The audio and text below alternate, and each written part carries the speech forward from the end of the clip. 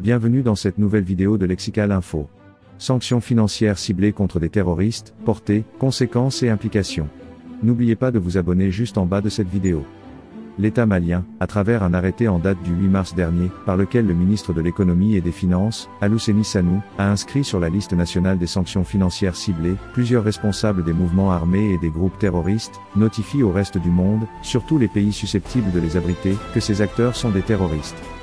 Ainsi, ils ne doivent plus pouvoir manipuler des flux financiers, ni bénéficier de mobilité notamment par les moyens aériens, terrestres ou même fluviaux. Le gouvernement du Mali accuse Iyad Eg Ghali, Amadou Barry dit Amadoun Koufa, Al-Gabas Eg Intala, Bilal Eg Al-Sherif, Fahad Eg Al-Mahmoud et Achafaghi Eg Bouada, entre autres, des actes de terrorisme pour leur appartenance à un groupe terroriste en lien intentionnel avec une entreprise terroriste, le financement du terrorisme, la détention illégale d'armes de guerre et de munitions en lien intentionnel avec une entreprise terroriste, l'atteinte à l'unité nationale, à l'intégrité du territoire ainsi que l'association de malfaiteurs.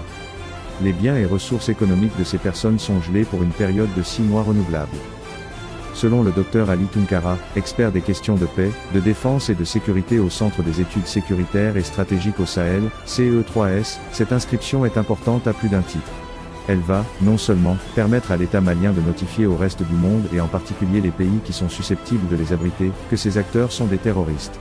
Et, par ricochet, toutes les opérations financières de ces acteurs, que ce soit à travers des flux financiers en provenance d'institutions comme les banques ou des envois par des voies peu orthodoxes, notamment le marché noir, sont interdits par l'État du Mali et, aussi, par les différentes conventions dont presque tous les États sont signataires dans le cadre de la lutte contre le terrorisme et le blanchiment d'argent.